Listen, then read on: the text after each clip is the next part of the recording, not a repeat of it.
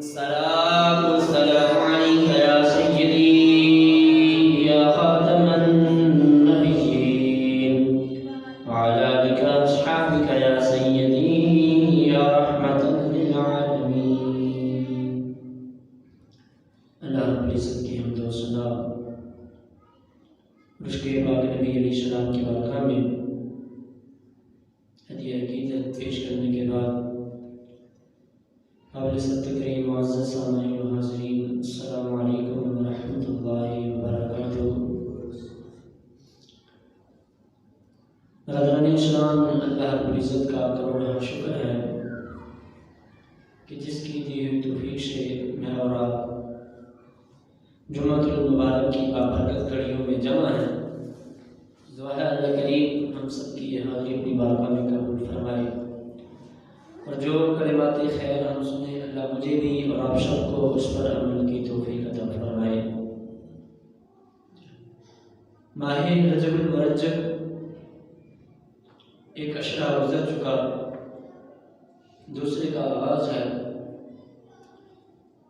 اور یہ وہ مہینہ ہے جس کو اللہ رب العزت نے حرمت والے مہینوں میں شمار کیا ہے، اور اللہ کے رسول علیہ السلام فرماتے ہیں یہ مہینہ اللہ کا مہینہ ہے۔ فرمایا رجب جو ہے یہ اللہ کا مہینہ ہے، شعبان میرا مہینہ ہے، اور رمضان میری امت کا مہینہ ہے۔ یعنی اس مہینے کو اللہ کے مہینے کے ساتھ جو ہے وہ نسبت حاصل ہے، اور اس کی 13 تاریخ کو سیدنا علی المرتضیٰ شیر خدا کرم اللہ وجہہ الکریم آپ کی ولادت باسعادت بھی اسی ماہ کی 13 تاریخ کو روایات میں آتا ہے۔ برادران اسلام، آج جس معاشرے میں میں اور آپ جی رہے ہیں اس کی زبوں والی میرے اور آپ کے سامنے ہے۔ آئے دن کوئی نہ کوئی بدبخت ہمارے اسلام کی بنیادی چیزوں کو چھیڑ کر ہمارے دلوں کو ٹھیس پہنچاتا ہے، اور یہ ایسا سلسلہ چل پڑا ہے کہ جس کے لیے ایک عملی اقدام کی ضرورت ہے۔ صرف مذمتیں پاس کروانے سے، قراردادیں پاس کروانے سے اس کا حل ممکن نہیں ہے، بلکہ انٹرنیشنل لیول پر، عالمی لیول پر اس کا کوئی عملی اقدام کی ضرورت ہے۔ اور کیونکہ یہ جناب سیدنا علی المرتضیٰ شیر خدا کی ولادت کے دن بھی ہیں، اور آپ ہی کی تعلیمات سے، آپ ہی کی تربیت سے جو آپ نے حق کا بول بالا کیا اسی سے فیض لیتے ہوئے آج کے ماحول کے مطابق آپ کی جو تربیت تھی، آپ کے جو فرامین تھے، اسی کو لاگو کرتے ہوئے آپ کی خدمت میں چند باتیں گوشگزار کروں گا۔ اللہ کریم سے دعا ہے اللہ میری زبان پر کلمہ حق جاری فرمائے، اور جو کلمات خیر ہم سنیں اللہ مجھے بھی اور آپ سب کو عمل کی توفیق عطا فرمائے۔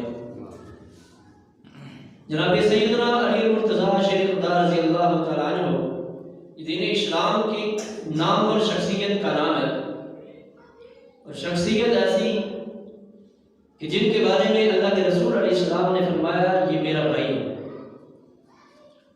اور پھر بھائی بھی کہا، یہ ایک عظیم رشتہ تھا۔ حالانکہ رسول پاک صلی اللہ تعالیٰ علیہ وسلم کا کائنات کے اندر آپ کا ماں چاہا کوئی بھائی نہیں تھا، اور جب مواخات مدینہ اللہ کے رسول علیہ السلام نے قائم فرمائی، ہر مسلمان کو دوسرے مسلمان کا بھائی قرار دیا۔ جتنے مہاجر ہجرت کر کے مکہ مدینہ میں آئے تھے سب کو ایک دوسرے کے ساتھ ملا دیا، لیکن حضرت مولا علی شیر خدا رضی اللہ تعالیٰ عنہ آپ رسول پاک علیہ السلام کے چہرہ انور کی طرف دیکھتے ہیں کہ مجھے کسی کا بھائی نہیں بنایا، میں بھی ہجرت کر کے آیا ہوں۔ اللہ کے رسول علیہ السلام نے فرمایا علی تم کیوں پریشان ہو؟ عرض کی یا رسول اللہ آپ نے ہر کسی کو کسی کا لیکن مجھے کسی کا بھائی نہیں بنایا. فرمایا اے علی تو دنیا اور آخرت میں میرا بھائی ہے. تو دنیا میں بھی میرا بھائی ہے اور آخرت میں بھی میرا بھائی ہے. اور پھر جب اللہ کے نبی علیہ السلام نے جناب علی المرتضیٰ کو اپنا بھائی مقرر فرمایا، آسمان پہ جبریل نے بھی اسرافیل کو اپنا بھائی بنا لیا. اور اللہ نے آسمانوں کے اوپر جب یہ ان کا بھائی چارہ دیکھا اور رسول پاک علیہ السلام کا آپس میں بھائی چارہ دیکھا، اللہ کے نبی علیہ السلام جب ہجرت کی رات اللہ کے نبی علیہ السلام نے ہجرت فرمانی تھی اور ذہن میں یہ بھی تھا، ہر کسی کو پتا تھا آج کفار نے سازش کی ہے، آج وہ اس چال میں ہے کہ ہم معاذ اللہ رسول پاک علیہ السلام کا خاتمہ کر دیں گے. اور حضرت مولا علی شیر خدا سے فرمایا علی تو میرا بھائی ہے اور تو آج میرے بستر پر لیٹ رہنا اور میرے بستر پر لیٹ کر صبح لوگوں کی امانتیں بھی واپس کر دیں، امانتیں واپس کر کے پھر مدینہ تو بھی ہجرت کرا. اب اللہ کے نبی علیہ السلام نے اپنے بھائی کو اپنے بستر پہ لٹایا ہے. حالانکہ ہر کسی کے ذہن میں تھا، ہر کسی کے تصور میں تھا کہ بھئی آج مسلمانوں کے اوپر حملہ ہونا ہے، آج رسول پاک علیہ السلام کے بستر کے اوپر کافروں نے حملہ کرنا ہے. لیکن حضرت مولا علی شیر خدا بڑے اطمینان سے سوئے. کسی نے آپ سے سوال بھی کیا تھا جناب آپ کبھی کوئی رات سکون سے بھی گزاری ہے؟ اب میں ساری رات اللہ کی باتیں کی ہیں، بڑی پریشانیوں میں گزری ہیں راتیں، لیکن ایک رات ایسی بھی آئی ہے جس میں پورے اطمینان کے ساتھ میں تسلی سے سویا. پوچھا گیا جناب وہ کون سی رات تھی؟ فرمایا وہ رات جس رات مجھے اللہ کے نبی علیہ السلام نے فرمایا تھا علی آج میرے بستر پر تم آرام فرماؤ اور صبح اٹھ کے لوگوں کی امانتیں واپس کر کے پھر مدینہ تشریف لے آئے. فرمایا مجھے یقین تھا، ایمان تھا میرا کہ پہلے تو مجھے یہ نہیں ہوتا تھا پتہ نہیں صبح کروں گا کہ نہیں کروں گا، لیکن جب رسول پاک علیہ السلام نے فرمایا کہ نہیں صبح اٹھو اور امانتیں واپس کر کے مدینے آنا، فرمایا پھر میرے دل میں یہ یقین پیدا ہو گیا کہ نہیں آج کی رات مجھے کچھ نہیں ہو سکتا، کوئی مائی کا لاڑ تیرا کچھ نہیں بگاڑ سکتا کیونکہ تیری گارنٹی اللہ کے رسول علیہ السلام نے دے دی ہے. تو یہ جناب حضرت مولا علی شیر خدا رضی اللہ تعالیٰ عنہ کی محبت رسول پاک علیہ السلام سے تھی. آج لوگ آپس میں محبتوں کا مقابلہ کرواتے ہیں. اب یہ حضرت مولا علی شیر خدا بستر پر لیٹ کر، اور وہ بستر جو بستر مرد تھا، پتہ تھا جہاں یہاں جان جانی ہے، لیکن رسول پاک علیہ السلام کی خاطر بستر پر لیٹے رہے. اور دوسری جانب حضرت ابوبکر صدیق رضی اللہ تعالیٰ عنہ ہے. اب ان کی آپس میں لوگ محبتوں کا مقابلہ کرواتے ہیں، لیکن علماء فرماتے ہیں جو علماء حق ہیں کہ بھئی ان کی محبتوں کا مقابلہ نہ کرو. اگر حضرت مولا علی شیر خدا نے جان دی ہے تو حضرت ابوبکر صدیق نے بھی جان قربان کی ہے. ہمیں جب غار میں تھے تو سانپ ڈستا جا رہا تھا، حالانکہ سانپ کے زہر کی وجہ سے حضرت ابوبکر صدیق کی جان چلی جانی تھی، لیکن اللہ کے نبی علیہ السلام نے اپنے لعاب دہن سے حضرت ابوبکر صدیق کے جو زہر تھا اس کو شفا عطا فرمائی. لیکن حضرت ابوبکر صدیق بھی جان دے چکے، حضرت مولا علی بھی جان دے چکے.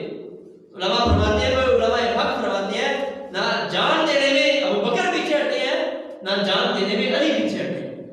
تو یہ دونوں حضرات ہی اللہ کے نبی علیہ السلام سے حد درجے کی محبت فرمایا کرتے ہیں. ان میں آپس کی محبت کا مقابلہ کرتے ہیں، بلکہ ہر کسی کی محبت ایک دوسرے سے بڑھ کر ہے. حضرت مولا علی شیر خدا رضی اللہ تعالیٰ عنہ کیونکہ آپ ہی کی ولادت کا دن آ رہے ہیں، آپ کی تربیت جو اللہ کے نبی علیہ السلام نے فرمائی ہے، روایات میں آتا ہے جب آپ نے اسلام قبول کرنا تھا اللہ کے نبی علیہ السلام کو عبادت کرتے دیکھا، نماز پڑھتے دیکھا، تو فرمایا یا رسول اللہ صلی اللہ علیہ وسلم یہ آپ کیا کر رہے تھے؟ تو میں جس رب نے مجھے نبی بنا کر بھیجا اسی رب کی عبادت کر رہا تھا. تو فرمایا یہ مجھے بڑی اچھی لگی ہے، یہ عبادت مجھے بڑی اچھی لگی ہے، تو مجھے بھی اس طرح کی عبادت سکھائیں. اللہ کے نبی علیہ السلام فرمایا علی پہلے کلمہ میرا پڑھنا، میرا کلمہ پڑھو گے تو پھر اس طرح کی عبادتیں انجوائے کر سکو گے. حضرت علی شیر خدا رضی اللہ تعالیٰ نے فرمایا پھر مجھے کلمہ پڑھا دیجیے، ابھی ننھی سی عمر ہے. فرمایا پھر کلمہ پڑھا دیجیے. فرمایا پہلے اپنے والد گرامی سے مشورہ کر کے ان سے پوچھ لو، ان سے اجازت لے لو، پھر میرے دین کے اندر، میرے کلمے کے اندر آنا.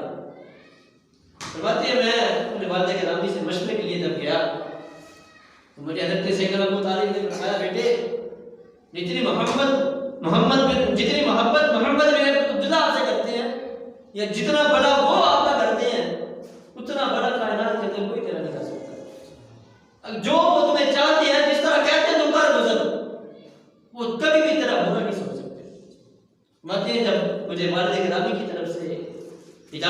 زندگی میں اللہ کے رسول علیہ السلام کا کلمہ پڑھا، دین اسلام کے اندر داخل ہو گئے۔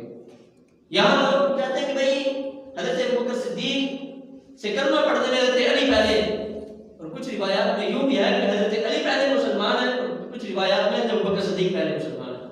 اس میں علماء نے تطبیق یہ کی ہے کہ جو جوان لوگ تھے، جوانوں میں کلمہ پڑھنے والے سب سے پہلے ابوبکر صدیق ہیں، اور بچوں میں جس نے سب سے پہلے کلمہ پڑھا ہے حضرت مولا علی شریف رضی اللہ تعالیٰ عنہ۔ یعنی بچپن سے لے کر جوانی تک رسول اللہ علیہ السلام کی صحبت میں گزارنے والے حضرت علی شریف رضی اللہ تعالیٰ عنہ۔ پھر کلمہ پڑھا، دین اسلام میں داخل ہوئے، اللہ رب العزت کا ایک نیا حکم جاری ہوا کہ وَأَنذِرْ عَشِيرَتَكَ الْأَقْرَبِينَ، کہ میرے پاک نبی علیہ السلام اب اپنے قریبی جو رشتہ دار ہیں ان کو بھی دین کی طرف بلائیے۔ اللہ کے نبی علیہ السلام نے حضرت مولا علی شریف خدا سے فرمایا، علی جاؤ میرے سارے جو رشتہ دار ہیں سب کو بلا لاؤ، سب کے لیے کھانے کا اہتمام کیا، دعوت کا اہتمام کیا، کھانے پہ بلایا۔ کھانے میں سارے یہ باتیں کر رہے تھے کہ یار بندہ تو کھڑا ہے، ساری زندگی اس نے جھوٹ نہیں بولا، ساری زندگی اس کی ہمارے سامنے ہے، 40 سال اس نے ہمارے سامنے گزارے، کبھی کسی کے ساتھ جو ہے وہ دو نبری نہیں کی۔ آج اگر دین جیسے پیش کر رہا ہے تو لگتا ہے یہ دین بھی کوئی سچا ہی دین لے کر آیا ہے۔ اب حضرت مولا علی شریف خدا نے سارے اتباع صحابہ، ابو جہل، ابو لہب سب کو اکٹھا کیا، سب کو بلا کر لائے رسول پاک علیہ السلام کے گھر میں۔ کھانا کھانے کے بعد جب کھانا کھا چکے، اللہ کے نبی علیہ السلام نے فرمایا، اے لوگوں، اے میرے قریبی رشتہ داروں، تم میرے قریبی ہو، میرے رشتہ داروں میں سے ہو، اور تمہارا بھلا میرا بھلا ہے، اور تمہارے ساتھ اگر کوئی برا سلوک ہوتا ہے تو وہ میرے ساتھ برا سلوک ہوتا ہے۔ فرمایا اگر تم یہ چاہتے ہو کہ تم بھی جہنم کی آگ سے بچ جاؤ تو میرا کلمہ پڑھ کے مسلمان ہو جاؤ، ایک خدا کی عبادت کرو، ایک رب کے آگے جھکو۔ حضرت مولا علی شریف خدا فرماتے ہیں بڑے کافی تعداد میں لوگ جمع تھے، بڑے مجمع میں کوئی ایک بندہ بھی ایسا نہیں تھا جس نے کھڑے ہو کے کہا تھا محمد عربی ہم آپ کا کلمہ پڑھنے کے لیے تیار ہیں۔ فرماتے ہیں میں بھی اسی محفل میں تھا، میں کھجوریں کھا رہا تھا، اور کھجور کھاتے کھاتے ہی میں کھڑا ہوا جب میں نے دیکھا کہ اللہ کے نبی علیہ السلام نے کئی بار لوگوں کو اسلام کی دعوت دی ہے، کوئی بھی اسلام کلمہ پڑھنے کے لیے تیار نہیں ہے۔ فرماتے ہیں میں کھجور کھا رہا تھا، کھاتے کھاتے کھڑا ہوا، قد میرا چھوٹا تھا، عمر تھوڑی تھی، میں نے کھڑے ہو کر عرض کی، یا رسول اللہ اگرچہ ان میں سے کوئی کلمہ پڑھنے والا نہیں ہے، ان میں سے کوئی تیار نہیں ہوا کلمہ پڑھنے والا، میں علی گارنٹی دیتا ہوں کہ یا رسول اللہ میں قیامت تک آپ کو محافظ رہوں گا، میں قیامت تک آپ کے دین کا جو ہے ڈنڈا بجاتا رہوں گا۔ حضرت مولا علی شریف خدا رضی اللہ تعالیٰ عنہ بچپن میں بھی دین کا جو ہے وہ خوب پرچار کیا، اور اپنی جوانی میں پھر بڑھاپے تک دین اسلام کا پرچار کرتے گئے۔ غزوہ بدر میں جب رسول پاک علیہ السلام نے اپنے صحابیوں کو تیار فرمایا تو سب سے پہلے جو میدان میں اترے تھے قریش کی طرف سے وہ حضرت مولا علی شریف رضی اللہ تعالیٰ عنہ تھے۔ آپ سب سے پہلے میدان میں آئے اور کفار کا مقابلہ کرنے کے لیے تیار ہوئے، اور غزوہ خندق میں جب عمر بن عبد ود جو اتنا بڑا سپاہ سالار تھا، اس کے بارے میں آتا ہے کہ وہ ایک بندہ 1000 کا مقابلہ کرتا تھا۔ اب وہ میدان میں آیا لوگوں کو ڈرانے کے لیے کہ بھئی جو مد مقابل لوگ ہیں وہ میرا رعب و دبدبہ دیکھیں گے تو وہ ڈر جائیں گے۔ وہ میدان میں اترا، گھوڑے پر سوار تھا، اور مسلمانوں کو للکار کر کہا ہے تو میرے مقابلے میں کوئی بندہ ہے تو بھیجو مسلمانوں، میرے مقابلے میں عمر بن عبد ود ہوں، میں ایک اکیلا بندہ 1000 کا مقابلہ کرنے والا ہوں۔ حضرت مولا علی شریف رضی اللہ تعالیٰ عنہ رسول پاک علیہ السلام کی طرف متوجہ تھے، اس کی یا رسول اللہ مجھے اجازت دی تھی، میں اس بدبخت کا سر قلم کر کے آتا ہوں۔ حضرت مولا علی شریف رضی اللہ تعالیٰ عنہ کو اللہ کے نبی علیہ السلام نے اپنی تلوار مبارک دی، تو ذوالفقار عطا فرمائی، پھر اپنے ہاتھوں سے امامہ شریف باندھا اور اللہ سے دعا کی کہ مالک میرے علی کی عشق کے مقابلے میں مدد عطا فرما۔ اب جب حضرت مولا علی شریف عمر بن عبد ود کے مقابلے میں جاتے ہیں، اب وہ اکیلا شخص جو ہزاروں کا مقابلہ کرنے والا تھا، اس نے للکار کر کہا بھتیجے تو میرے مقابلے میں کیوں آ گیا ہے؟ تیرا قد چھوٹا ہے، تو میرا کہاں مقابلہ کرے گا، اور میں تجھے قتل نہیں کرنا چاہتا۔ حضرت مولا علی شریف نے فرمایا عمر بن عبد ود تو نے اللہ سے وعدہ کیا ہے کہ اگر قریش میں سے تمہیں کوئی بندہ 2 چیزوں میں سے کسی ایک بلائی کی دعوت دے گا تو ان میں سے ایک کو ضرور اختیار کرے گا۔ اس نے کہا ہاں میرا یہ وعدہ ہے اللہ کے ساتھ کہ اگر کوئی قریشی مجھے 2 حضرت مولا علی شیر خدا نے پہلے اس کو دین کی دعوت دی.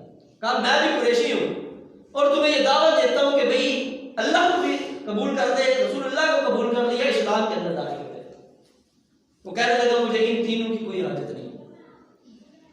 اور آپ نے فرمایا پھر میرے مقابلے کے لیے تیار ہو جا, پھر میرا سامنا کرنے کے لیے تیار ہو جا. آپ نے کہنے لگا بھی میں تجھے قتل نہیں کرنا چاہتا.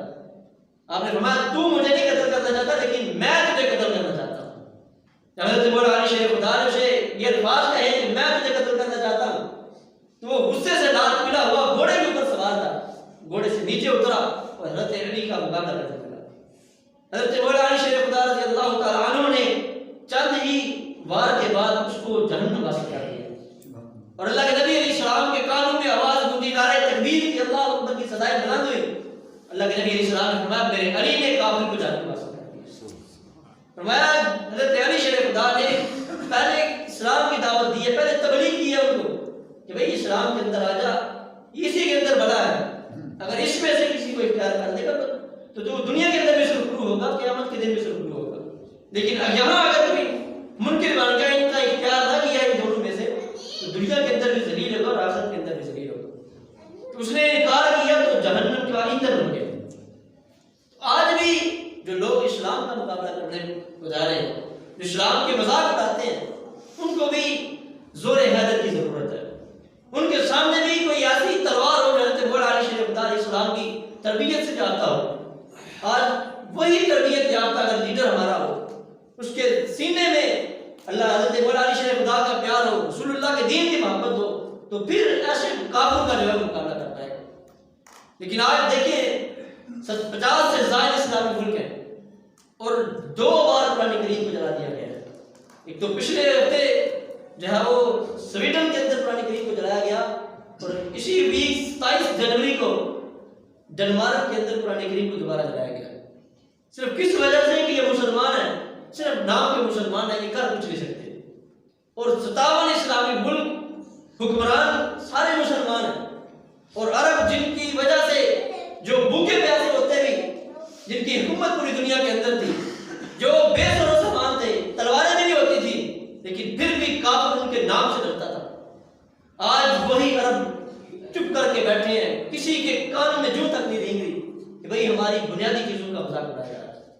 آج جو پاکستان جو عسکری قیادت کے حوالے سے پوری دنیا میں جانا جاتا ہے کہ ان کے پاس عسکری پاور ہے, یہ ایٹمی پاور ہے, یہ اسلامی ملک کے پاس پہلا ایٹمی اسلامی ملک ہے, اس کی طرف بھی لوگ امید کی نگاہیں لگائے بیٹھے ہیں. لیکن یہاں بھی کوئی ایسا لیڈر نہیں ہے جو کفار کی آنکھوں میں آنکھ ڈال کے بات کر سکے. آج دوسرے دن جو 5 فروری کو یوم یکجہتی کشمیر منایا جائے گا, کشمیر کی بچیاں زندہ تڑپائی جا رہی ہیں. ہر جہاں بھی اغیار کی حکومت ہے وہاں مسلمانوں کو ذبح کیا جا رہا ہے. اور آج 1227 دن ہو گئے ہیں کشمیر کے اندر کرفیو لگا ہے, اور ہر آئے روز مسلمانوں کی لاشیں جو ہے وہ کفار جلا دیتے ہیں, ساڑ دیتے ہیں. اور وہ مسلمان جو کلمہ پڑھنے والے, اللہ کے نبی علیہ السلام نے فرمایا تھا کہ مسلمان دوسرے مسلمان کے لیے ایسے ہی ہے, اگر اس کے کہیں بھی کانٹا چبھے تو مسلمان کابل میں کیوں نہ ہو, وہ بھی اپنے مسلمان بھائی کی تکلیف برداشت کرتا ہے, اس کی تکلیف محسوس کرتا ہے.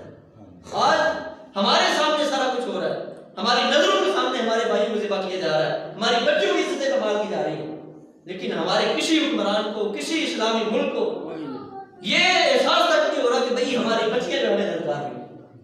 یہ جب سندھ فتح ہوا تھا, پنجاب فتح ہوا تھا, محمد بن قاسم کو ایک بیٹی نے للکارا تھا. اب بیٹی نے خط لکھا تھا پنجاب کی بیٹی نے کہ محمد بن قاسم یہاں ہماری عزتیں کمال ہو رہی ہے, تو یہاں آ کے مسلمانوں کی حفاظت کرو. تو محمد بن قاسم نے کئی روز تک کھانا نہیں کھایا, راتوں کو نیند پوری نہیں کی کہ مجھے ایک مسلمان بیٹی نے خط لکھا ہے, میں نے اس کی عزت کی حفاظت کرنی ہے. تو آج انہی لوگوں کے نام کتابوں کے اندر درج ہیں جنہوں نے اسلام کی خاطر کچھ کیا تھا. آج ہم 50 سے زائد مسلمان ملک ہے, لیکن کسی حکمران نے ذرا بھی جو ہے وہ صرف مذمتیں کرتے ہیں, قراردادیں پاس کر دیتے ہیں کہ بھئی یوں نہیں ہونا چاہیے, یوں نہیں ہونا چاہیے. لیکن یہ بدبختوں کو ذرا پکڑے تو صحیح, جو یہ ہمارے قرآن کے خلاف بک کرتے ہیں, جو ہمارے مسلمان بچوں کو ذبح کرتے ہیں. یہ ہمارا ہمسایہ ملک ہے, اس نے کیا کچھ نہیں کیا پاکستان کے ساتھ. یہ ساری جتنی بھی پاکستان کے اندر کرپشن ہو رہی ہے, سارا اس کا ذمہ دار جو ہے وہ انڈیا ہے. ہمارے جتنے بھی حکمران ہیں یہ سارے ان کے پیچھے پچھو بنے ہوئے ہیں، یہ سارے ان کے جو ہے وہ گنونی سازشوں کے اندر ملوث ہیں۔ اگر انہوں نے کشمیر کا فیصلہ کیا ہوتا تو 75 سال ہو چکے ہیں مسلمانوں کو ربا ہوتے ہوئے، آج مسلمان کسی کھاتے میں آئے ہوتے ہیں، یہ ہمارا ہمسایہ ملک ہے کشمیر، تو ان کے ساتھ ہم بدیانتی کی جا رہی ہے۔ تو یہ ساری بدیانتیاں، سارے ظلم آخر ہم کب تک سہتے رہیں گے؟ اور ابھی پچھلے دنوں ہی پشاور کے اندر مسلمانوں کے ملک ہے اور پولیس لائن ہے، اور وہاں مسجد کے اندر نماز کے وقت جو ہے وہ خودکش بم دھماکہ ہو جاتا ہے، اور 100 کے قریب مسلمان جو ہے وہ شہید ہو چکے ہیں، اور 200 سے زائد لوگ جو ہے وہ بھی زخمی ہیں۔ تو بھئی ہم اپنے ملک کے اندر اپنے دیش میں بھی محفوظ نہیں ہیں، اور وہاں جہاں ساری سیکورٹی اور سیکورٹی کے اندر ہی لوگوں نے آ کر جو ہے وہ مسلمانوں کے اندر بم دھماکہ کیا، مسجد کے اندر مسجد کی حرمت کو مان دیا، اور اتنا زہریلا مواد استعمال کیا گیا کہ مسجد کے اندر دو منزلہ تھی اور 2 منزلہ کی نیچے چھت آ گئی، اور 200 سے زائد مسلمان جو ہے وہ بھی زخمی ہیں۔ تو آج ہمارے لیڈر میڈیا کے اوپر آگے کہہ دیتے ہیں بھائی شہید کی جو موت ہے وہ قوم کی حیات ہے۔ آخر ہم کب تک شہادتیں دیتے پھریں گے؟ یہ کب تک جوان اسی طرح ملبے تلے آ کے جو ہے وہ شہید ہوتے رہیں گے؟ کب تک خود کے دھماکوں سے ہمارے مسلمان جو ہے وہ شہید ہوتے رہیں گے؟ آخر کب تک ہمیں کب جو ہے ان بدبختوں کا مقابلہ کرنے کے لیے تیار ہوں گے؟ تو میرے پیارے عزیز دوستو، اگر ہم یہاں بیٹھ کے کچھ نہیں کر سکتے تو ایک وقت ایسا بھی آنا ہے جب ہمیں کسی اچھے حکمران، اچھے لیڈر کے چناؤ کا موقع دیا جانا ہے، تو وہاں ہم کسی ایسے غیرت مند مسلمان کا منتخب کریں، اس کو نمائندہ بنائیں جو کم از کم اغیار کی آنکھوں میں آنکھیں ڈال کر بات تو کر سکے، جو دوسروں کو یہ کہہ سکے بھئی یہ ہماری حدود ہے، ان کے خلاف تم نے نہیں جانا، اس کے علاوہ تم جو کچھ مرضی کر لینا، جو ہماری اسلامی حدود ہے ان کو چھیڑ چھاڑ نہیں کرنی، اس کے بعد تم جو کچھ مرضی کرو، کم از کم اتنا تو کہہ سکے۔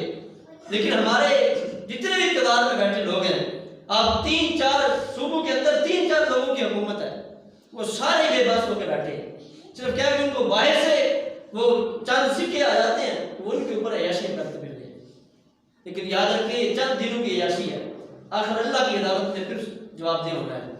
وہاں اگر یہ بات یاد رکھیں، علماء نے فرمایا ہے کہ جو بندہ کسی کے ظلم کے اندر مدد کرتا ہے وہ اس کے ظلم میں برابر کا شریک ہے۔ اب یہاں ایک بڑی غور و فکر والی بات ہے کہ اگر ہمارے ووٹوں سے کوئی مسلمان حکمران بڑا ہے، کوئی اقتدار کے اوپر بیٹھا ہے، اقتدار کی کرسی پہ بیٹھا ہے ہمارے ووٹوں کے ذریعے، اگر وہ ظلم کر رہا ہے، مسلمانوں کی نمائندگی نہیں کر رہا، مسلمانوں کے ہونے والے حملوں کی جو ہے وہ مذمت نہیں کر رہا، ان کے خلاف کوئی ایکشن نہیں لے رہا، اس کے ظلم کے اندر ہمارا بھی حق ہے، ہم بھی اس کے ظلم میں برابر کے شریک ہیں۔ اس لیے میرے پیارے عزیز دوستو، ان ظالموں کے آپ ہتھیار نہ بنے، اعلیٰ کار نہ بنے، وہ ہمارے ووٹوں سے آگے جا کے ہمارے ہی بچوں کا خون کرتے ہیں، اور وہ عیاشیاں ہمارے ہی پیسوں سے کر رہے ہیں۔ اب بجلی دیکھیں کہاں چلے گی، اب اپنی مہنگائی دیکھنے کہاں چلے گی، اور آئندہ ہفتے اور زیادہ مہنگائی ہونے والی ہے، اور یہ خون چوسا جانا ہے ہماری ہی رگوں سے، ہمارے پیسہ نے ہم سے نکلوانا ہے، اور وہ عیاشیاں پھر وہ حکمرانی کرتے پھرتے نظر آئیں گے، اور غریب بیچارہ یہیں بیٹھ کے ذلیل ہوگا۔ کیوں ذلیل ہو رہا ہے کہ اس نے اپنا انتخاب درست نہیں کیا، اس نے ووٹ کے ذریعے انتخاب کرنا تھا، وہ اپنا چناؤ درست نہیں کیا، بس کسی کے اوپر اندھا اعتماد کر لیا اور اس کے حق میں ووٹ دے دیا، بس ٹھیک ہے یار بندہ صحیح ہے۔ لیکن یاد رکھیں بندہ ووٹوں کے اندر الیکشن کے دنوں میں سارے صحیح ہوتے نظر آتے ہیں، وہ کہتے ہیں بھائی مجھ جیسا کوئی بھی نہیں ہے، لیکن ان کی ماضی دیکھ لیں، ان کا جو اقتدار کے اندر بیٹھے ہیں ان کا دیکھ لیں، انہوں نے اپنے دور حکومت میں کیا کچھ کیا ہے۔ اب سب سے زیادہ حکومت کرنے والی پاکستان کے اندر جو سب سے زیادہ پارٹی ہے وہ نون لیگ ہے، ابھی بھی ان کی حکومت وفاق کے اندر ہے۔ اب ان سے بندہ پوچھے کہ بھائی تم نے کتنا قرآن کی خدمت کی ہے، تم نے کتنی دین کی خدمت کی ہے، آئے دن رسول پاک علیہ السلام کی توہین ہوتی ہے، ہمارے قرآن کو جلایا جاتا ہے، تمہارے پاس زیادہ اقتدار رہا ہے، تم نے کتنا کچھ کیا ہے۔ اور جو ریاست مدینہ کے دعوے دار تھے انہوں نے کتنے مدینہ کی ریاست کا جب وہ کام کیا ہے، ان کے اقتدار کے اندر سب کچھ ہوتا جا رہا ہے، لیکن کسی نے ذرا ہوش کے ناخن لیے کہ یار ہم مسلمان حکمران ہیں، ہم مسلمانوں کی نمائندگی کرنے والے لوگ ہیں، اور ہمارے ہی دین کا مذاق اڑایا جائے اور ہم چپ کر کے بیٹھے رہے۔ یہ کہاں کی حکمرانی ہے؟ لیکن یاد رکھیں میرے پیارے عزیز دوستو، آج ہمیں اپنے قبلے درست کرنے کی ضرورت ہے۔ پہلے مسلمان بے سر و سامان تھے، پاؤں میں جوتے نہیں ہوتے تھے، کھانے کو لقمے نہیں ہوتے تھے، لیکن پھر بھی پوری دنیا کے اوپر حکومت کرتے تھے۔ صرف کیا تھا کہ ان کے سینوں میں غیرت تھی، ان کی نظروں میں حیا تھا، ان کے ذہن پاکیزہ تھے۔ آج اس موبائل کا بیڑا غرق ہو، اس نے ہماری نسلیں تباہ کر دی، اور اس نے ہماری نوجوان نسل کا بیڑا غرق کر دیا۔ ہمارے سینوں سے یہ اللہ کے رسول کی محبت چھین لی ہے، اس نے ہماری نظروں سے حیا چھین لی ہے۔ اگر یہی نوجوان ہمارے اپنے جو لیڈر تھے، اپنے اسلاف تھے، ان کی تعریفات پڑھتے ہوتے، ان کے ناول پڑھتے، ان کی کہانیاں پڑھتے، آج ان کے سینوں میں بھی اپنے دین کا محبت کا جذبہ ہوتا، آج ان کے سینوں میں بھی رسول اللہ کا پیار ہوتا۔ لیکن کیا ہے کہ ہم بھی کوسوں دین سے دور ہیں، اسلام سے کوسوں دور ہیں، ہمارے بچے ہم سے بھی زیادہ غیر گزرے ہیں۔ تو اس کا، ان تمام مشکلات کا حل صرف ایک ہی ہے کہ اگر ہم سارے مل کر اپنے دین کی اس کے ساتھ محبت کریں، رسول اللہ کے اسوہ کے مطابق زندگی بسر کریں، جو اللہ کے نبی علیہ السلام کی تعلیمات ہیں ان کے مطابق اپنے آپ کو ڈالنے کی کوشش کریں، پھر ہی یہ تمام مسائل کا ہم جو ہے سامنا کر رہے ہیں۔ اگر اسی اندھیرے میں ڈوبتے رہے تو پھر ایک دن ایسا آئے گا، میں بھی غلام ہوں گا، آپ بھی غلام ہوں گے، ہم کسی کے جو ہے وہ گھوڑے نہلاتے ہوئے نظر آئیں گے تو کسی کے جو ہے غلام بن کے ہم کسی کے جوتے پالش کرتے نظر آئیں گے۔ اگر آج ہمیں غیرت ہوئی، اقتدار، اگر ہم چاہتے ہیں کہ ہم دنیا کے اندر غالب آ جائیں تو پھر ہمیں اپنے محمد عربی کے دین کے ساتھ وفا کرنی ہوگی۔ اقبال نے کئی صدیاں پہلے کہہ دیا تھا کہ لوگوں اگر تم دنیا کے اندر اپنی عزت چاہتے ہو تو محمد عربی سے وفا کرو۔ تو پھر اگر وفا کرو گے تو ملے گا کیا؟ یہ جہاں چیز ہے کیا؟